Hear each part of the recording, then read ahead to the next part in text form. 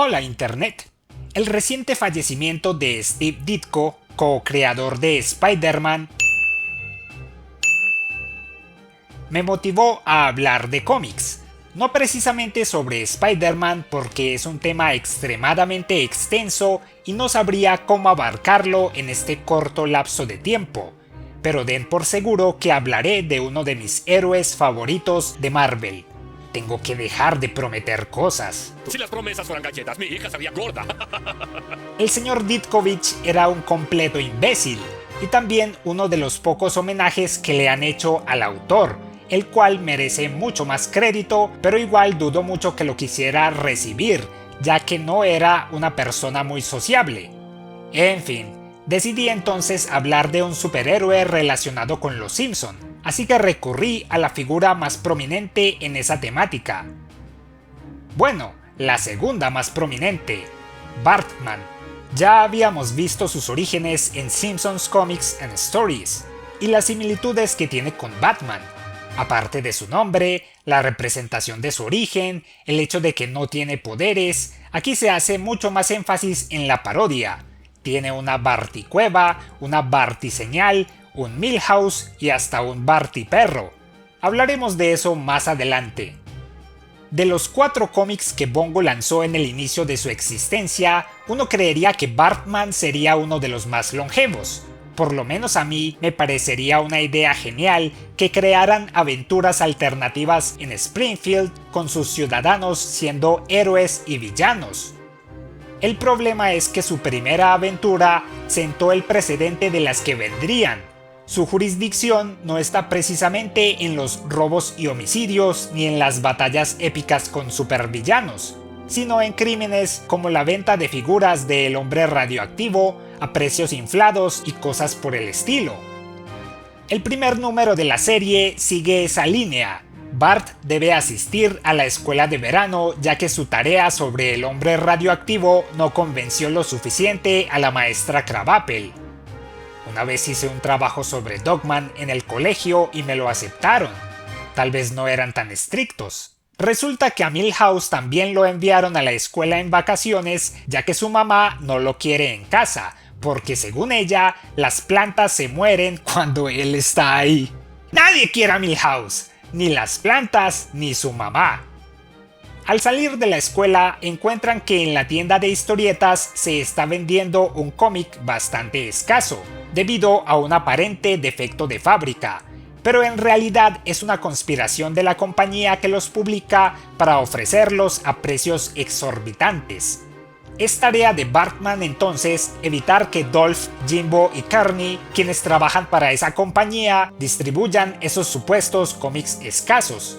Y en el camino aprende también el concepto de oferta y demanda de los objetos coleccionables, lo que le ayuda a escribir el trabajo final de la escuela de verano. En general, esta historia es una burla a cómo las compañías crean cosas a un nivel deliberadamente escaso para que los coleccionistas paguen más por ellas.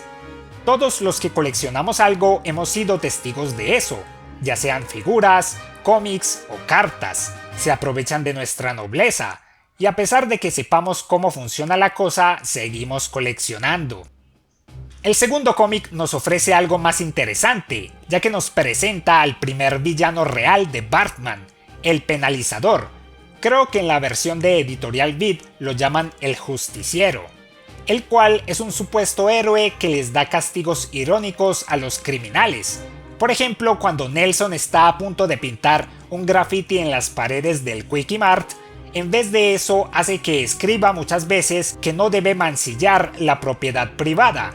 O luego de que Dolph y Kearney estuvieran haciendo morisquetas en la ventana de un bus, el Penalizador hace que sus caras se queden atascadas en esos gestos. Todos esos castigos le suenan muy familiares a Bartman, quien sabe exactamente qué clase de poder tiene el Penalizador para influenciar de esa manera a sus víctimas. Una hipnomoneda que él mismo había utilizado para poner en trance a los maestros y hacer que se creyeran gallinas. Me pregunto si es la misma moneda que estaban vendiendo en ese episodio. Atrae al Penalizador a una trampa pintando un graffiti de El Barto, Y luego de que el villano se sorprende que Bart Simpson sea el legendario grafitero, sostienen una batalla y al final Bartman consigue que su oponente caiga en una máquina de masa para donas, logrando recuperar su hipnomoneda. Los castigos le resultaron familiares a Bart, ya que detrás de la máscara del penalizador se encontraba el director Skinner. Bartman lo deja ir, no sin antes usar el poder de la hipnomoneda una vez más para hacer que Skinner y los maestros se crean gallinas de nuevo. A pesar de ser un superhéroe, sigue siendo el mismo travieso de siempre. Una de las cosas que más molestan a los seguidores más casuales de los cómics es el tema de los crossovers. Estás siguiendo una revista y de repente al final de una de ellas te anuncian que para poder seguir la historia tienes que comprar un número de un cómic que no te interesa. Y es mucho más molesto cuando lo hacen al principio de la existencia de una nueva revista. No les tomó mucho tiempo en este caso, ya que Bartman número 3 hace parte de un crossover con otras dos revistas. Una historia que tuvo cierta relevancia en Latinoamérica, ya que fue publicada en un solo tomo por Editorial Vid, el cual se tituló La colisión de Bongo, y traía un padrísimo holograma, pero eso queda para otro día.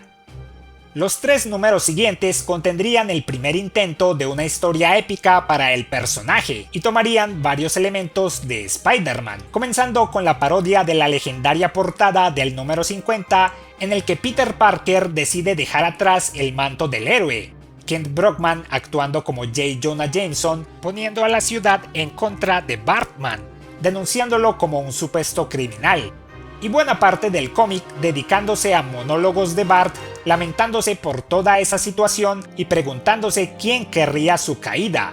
Un misterioso villano llamado Kanker aprovecha esta campaña de desprestigio para enviar a sus lacayos a que cometan crímenes en nombre del héroe y así atraer su atención. Milhouse trata de motivar a Bart a que salga a la ciudad y limpie su nombre, pero Bart insiste en que ya ha dejado atrás todo eso. Es entonces que este Cuatro Ojos decide tomar el manto de Bartman y sale exactamente como ustedes podrían imaginar. Los lacayos del Kanker lo atrapan creyendo que es el verdadero héroe, pero al darse cuenta de quién es, lo utilizan como carnada para atraer a Bart, quien al ver que no hay otra alternativa retoma su identidad secreta, solo para sufrir un accidente y romperse una pierna. Lisa, quien ha estado practicando trucos de magia junto a Maggie, descubre su cuerpo inconsciente en el jardín de la casa, y al desenmascararlo y descubrir su identidad, amenaza con contarles a sus padres, pero Bart le relata la situación. Lisa y Maggie utilizan entonces sus nuevas habilidades mágicas para devolverle el orden a la ciudad y buscar a Milhouse. Mientras tanto, el señor Burns aprovecha el aparente retiro de Bartman para buscar convertirse en el nuevo héroe de la ciudad, ignorando por completo el hecho de que se han robado 2 robots de sus laboratorios secretos. Lisa encuentra el escondite de Kanker, pero este le ha tendido una trampa y tiene a las hermanas a su merced.